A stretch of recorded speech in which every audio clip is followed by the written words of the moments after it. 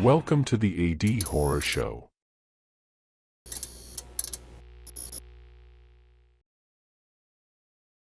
Tunnel 13, nestled deep in the heart of the Appalachian Mountains, was no ordinary tunnel. The railroad workers who toiled away on its construction had a long list of eerie tales about it, but none could top the story of Sarah.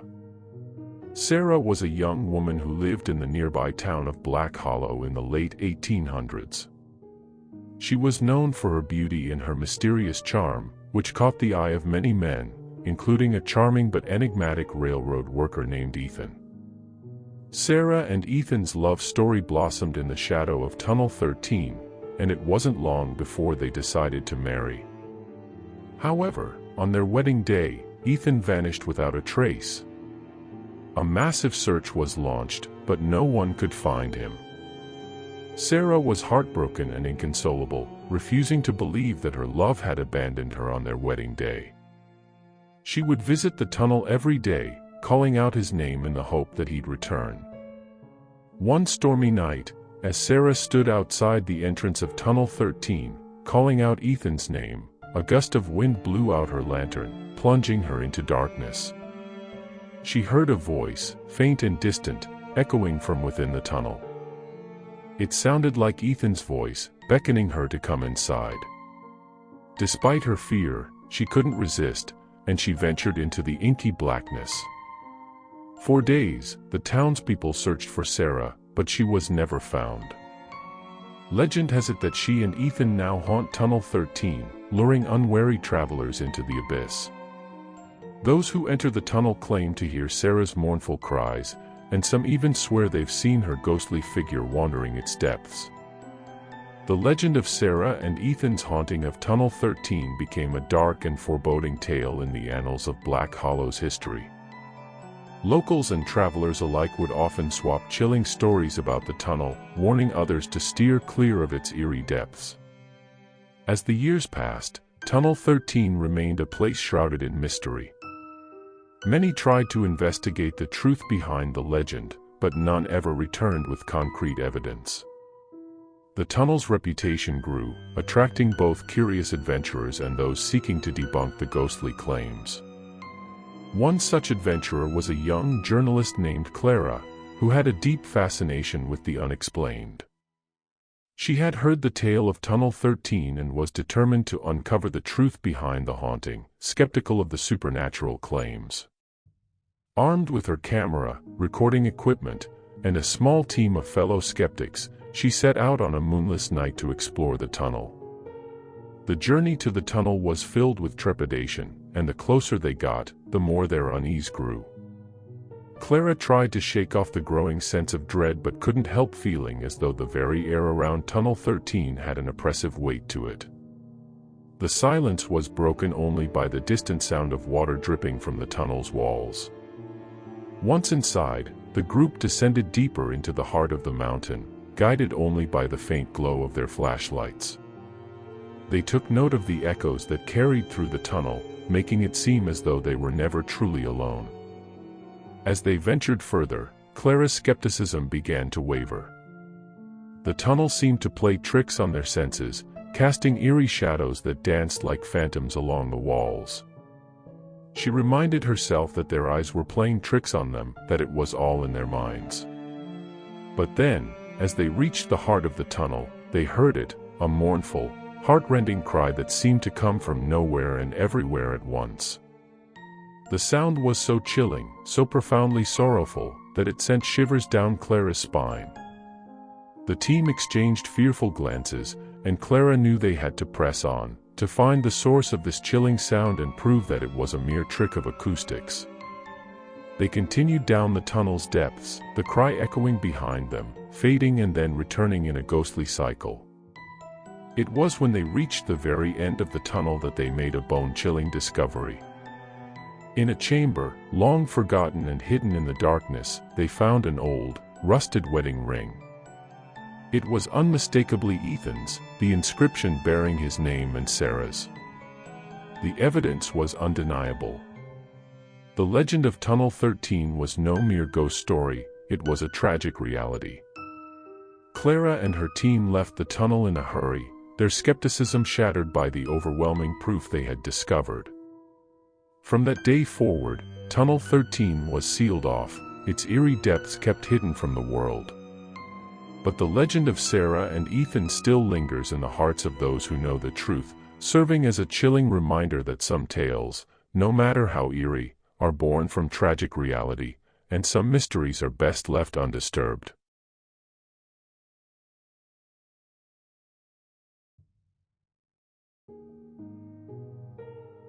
In the remote regions of Eastern Europe, nestled within the dense, forbidding forests, lies an abandoned railway tunnel.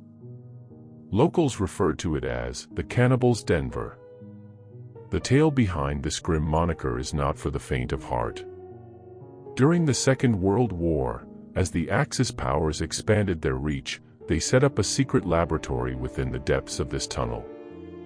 Their experiments were shrouded in secrecy, and the horrific nature of their research remains a closely guarded secret to this day.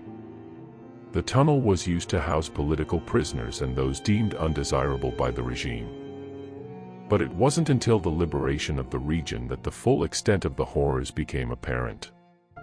Allied forces, upon entering the tunnel, discovered a gruesome sight: human remains, half-eaten corpses, and the skeletal remains of those who had met a grisly end.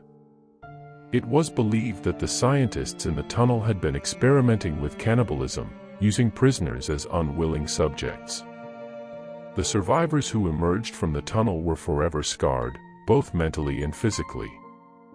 They spoke of grotesque rituals, cruel experimentation, and the sounds of echoing screams that still haunted their dreams. In the years that followed, tales began to circulate among the locals of unexplained disappearances and eerie sightings near the tunnel. Some believed that the souls of those who met their end at the hands of the scientists still wandered the area, seeking vengeance against anyone who dared to venture into the darkness.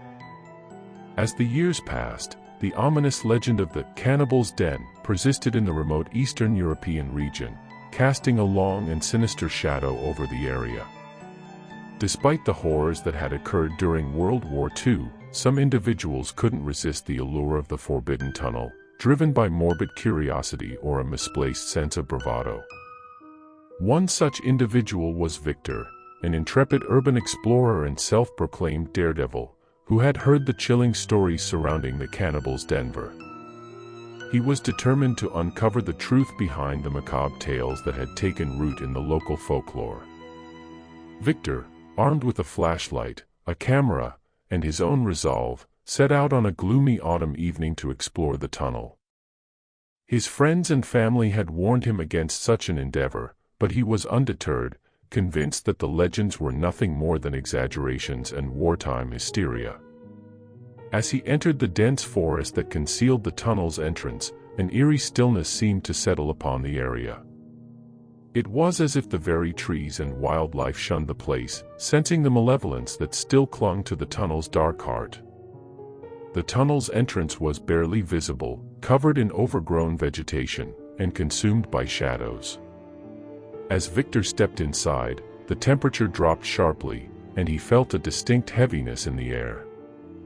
His footsteps echoed through the tunnel, the sound bouncing off the damp, moss-covered walls. He ventured deeper, capturing the eerie atmosphere with his camera, making sure to document every step of his exploration. The further he went, the more the tunnel seemed to close in around him. The walls felt as if they were squeezing the life out of the space, and he began to question the wisdom of his decision. Suddenly, Victor's flashlight flickered and then died, plunging him into total darkness. Panic surged through him, and he fumbled for spare batteries, struggling to replace them in the inky blackness.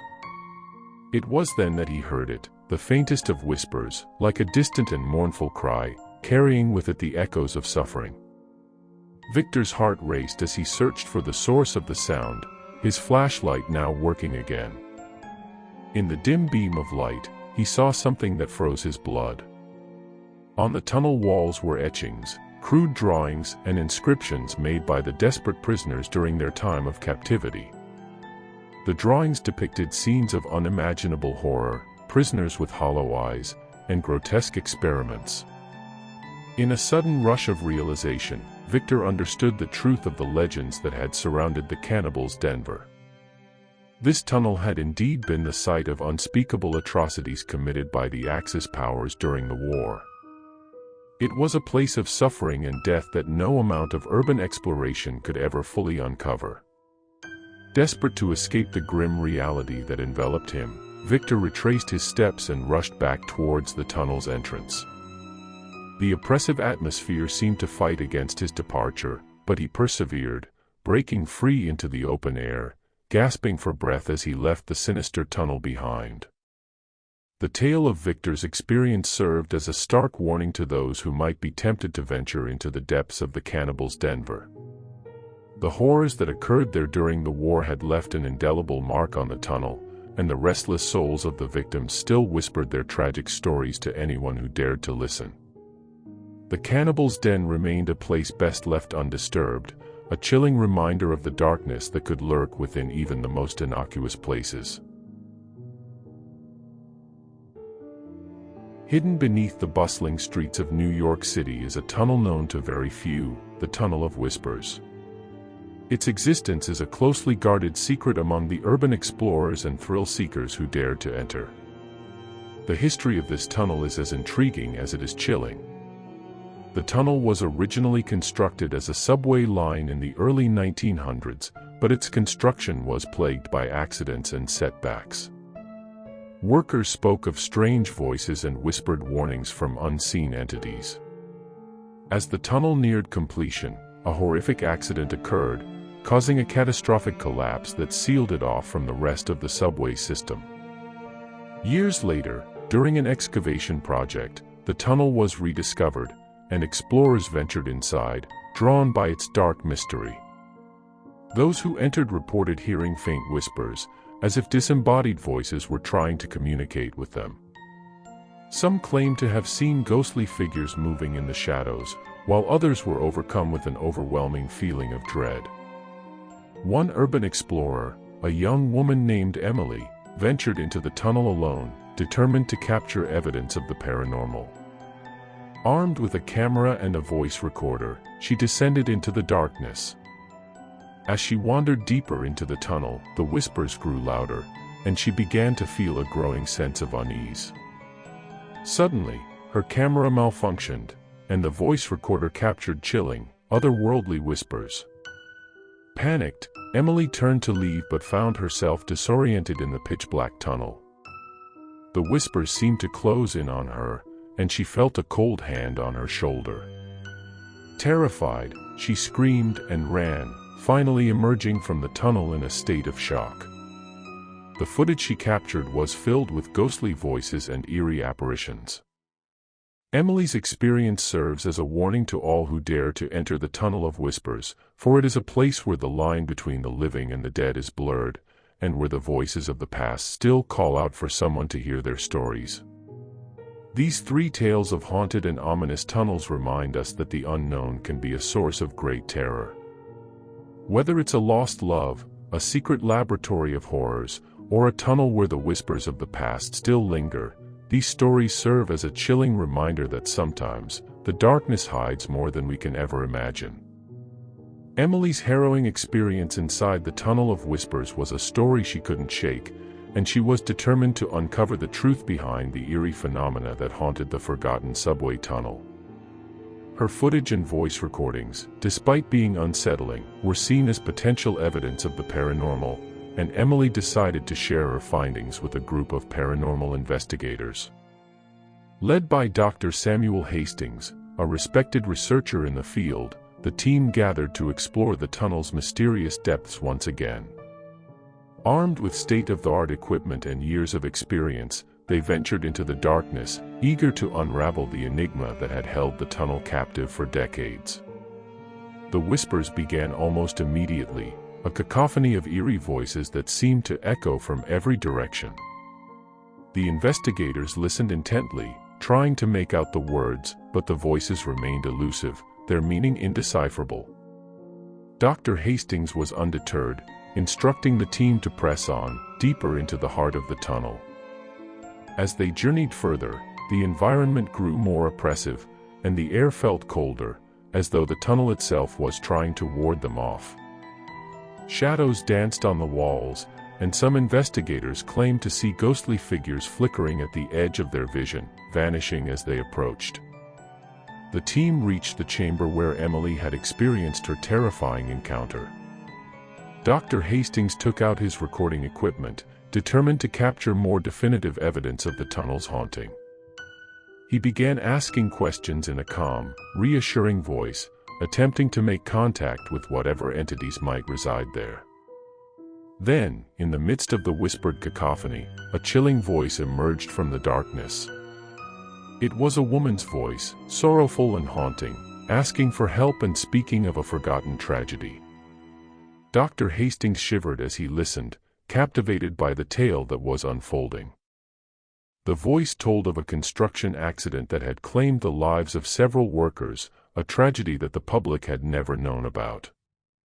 The workers' spirits had been trapped in the tunnel, unable to find peace. They spoke of their longing to be remembered and their desire to tell the world the truth about the accident. The investigators remained silent, taking in the words of the tormented spirits. The voice implored them to share the story, to acknowledge the existence of those who had suffered and died in silence. It was a plea for recognition and a release from their eternal torment. Dr. Hastings and his team, filled with a deep sense of empathy, vowed to honor the spirit's request. They left the tunnel, armed with their evidence and the tale of the tragic accident that had unfolded nearly a century ago. The story of the Tunnel of Whispers became a legend not of fear but of empathy and remembrance. The subway tunnel, once known for its eerie mysteries, was now a place where the voices of the past had been heard and their story shared with the world. As the years passed, the Tunnel of Whispers was explored not as a place of fear, but as a place of respect for the restless souls that had found solace in having their story told. It served as a reminder that the line between the living and the dead is often thinner than we might imagine, and sometimes, the voices of the past still call out for someone to hear their stories.